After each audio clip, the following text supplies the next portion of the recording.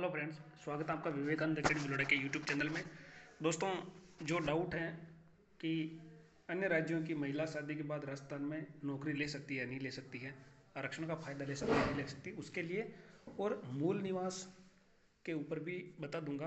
तो ये जो राजस्थान की महिलाएं हैं, जो राजस्थान में ही शादी हो रही हैं, उनका मूल निवास तो दोस्तों शादी के बाद पति वाला भी मान्य है और पिताजी वाला भी मान्य है, उसमें कोई डाउट नहीं, क्योंकि वो मूल निवास आरक्षण के लिए जो है वो राजस्थान में ही उपयोग में हो रहा है, तो वो कोई दिक्कत नहीं है। तो ये बहनें परेशान नहीं हूँ।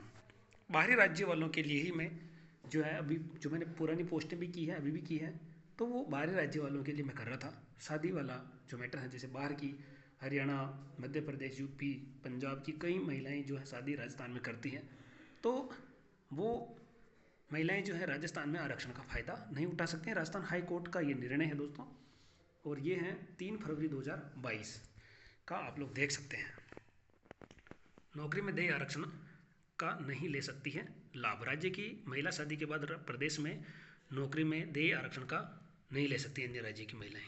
आगे देखते हैं, इस पूरी जानकारी में बताऊंगा। राजस्थान हाईकोर्ट ने एक महत्वपूर्ण फैसले में कहा है कि राजस्थान के व्यक्ति से विवाह करने के बाद, ठीक है दोस्तों, समझ रहे हो ना आप लोग, माइग्रेट होने वाली महिला अन्य प्रदेश के SC ST और OBC के आधार पर, मतलब जैसे आप लोग मान लो कि मध्य प्रदेश में हो, यूपी में हो, और वहाँ पर आप मान लो SC कैटेगरी में हो, और राजस्थान में भी आपने किसी भी कैटेगरी से आपने शादी की है, तो आपको आरक्षण का फ़ायदा राजस्थान में नहीं मिलेगा, आप जनरल में आओगे। अभी भी जो आवेदन किए जा रहे हैं फार्म, उसमें आप लोग कैटेगरी का विशेष ध्यान रखें, बाद में आपको समस्या हो सकती है डॉक्यूमेंट वेरिफिकेशन के समय।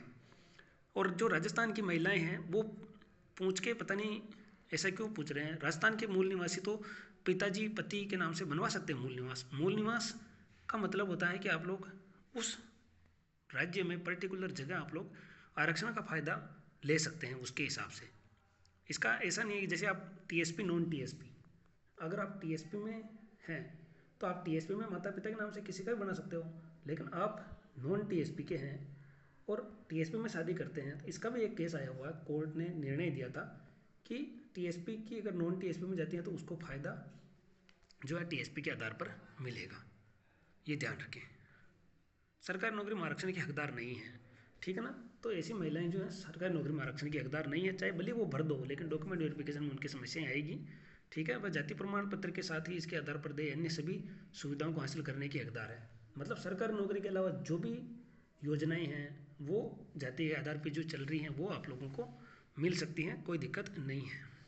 अब केस कहाँ का है, हनुमानगढ़ के नौहर में रहने वाली एक महिला सुनीता रानी ने याचिका दायर कर बताया कि वह पंजाब की रहने वाली, उसकी शादी राजस्थान के नौहर निवासी व्यक्ति के साथ हुई। इसके बाद उसने ऐसी जाति के प्रमाण पत्र के लिए नौहर तहसीलदार के पास आवेदन किया, लेकिन वह इस आधार पर खारिज कर दिया गया कि वह राजस्थान की मूल निवासी नहीं है, ठीक है ना। ध्यान रखें, राजस्थान की मूल निवासी नहीं है।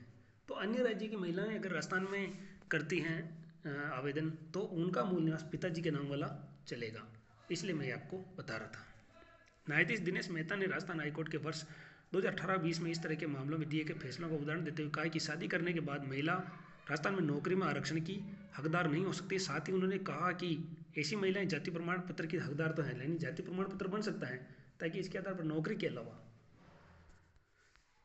राज्य सरकार की ओर से चलाई जा रही विभिन्न फ्लैगशिप योजनाओं में देय लाभ ले सकें। उन्होंने स्पष्ट किया कि इस तरह के मामलों में सुप्रीम कोर्ट पूर्व में ही स्पष्ट कर चुका है। दोस्तों, सुप्रीम कोर्ट से भी स्पष्ट हो चुका है, फिर भी बहुत सारे सबको नियम पता है, लेकिन क्या है कि दोस्तों फ़ायदा अगर मिल रहा है तो, लेकिन बाद में जब वो समस्याएं आती है तो भूल जाती है, इसलिए मैं ये वीडियो बना रहा हूँ। ऐसे में आरक्षण व्यवस्था में बदलाव से जोड़कर नहीं देखा जाए, यह आदेश नहीं किसी को आरक्षण से वंचित करने का है। कोर्ट का आदेश सिर्फ जाति प्रमाण पत्र तक सीमित है।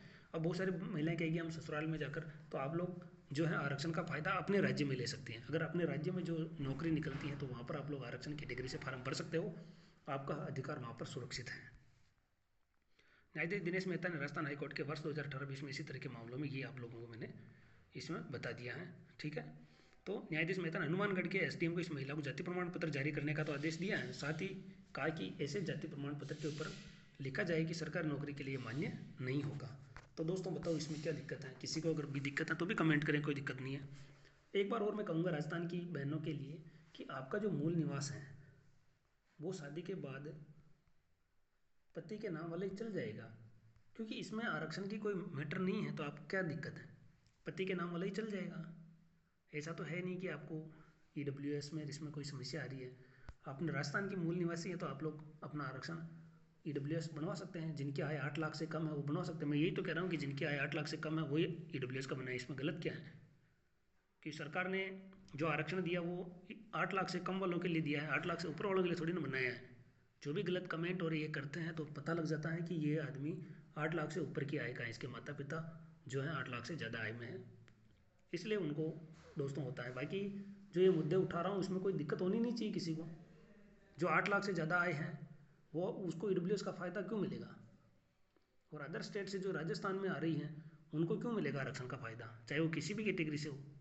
तो दोस्तों ये चीज़ें हैं, आप लोग थोड़ा सा खुद अपना कॉमन सेंस यूज़ करें। बाकी जो राजस्थान की महिलाएं हैं वो मूल निवास अपने या पिता के नाम का कोई सा भी है वो चल जाएगा, इसमें कोई दिक्कत नहीं आएगी। इसके लिए मैं केवल अदर स्टेट वालों के लिए वीडियो बना रहा हूँ। राजस्थान के मूल निवासियों के लिए आप जैसा आप हमेशा हर भर्ती में जो करते आ रहे हैं वैसा करें, कोई दिक्कत नहीं है। तो दोस्तों इसी के साथ मिलते हैं अगले वीडियो में, तब तक के लिए जय हिंद जय भारत।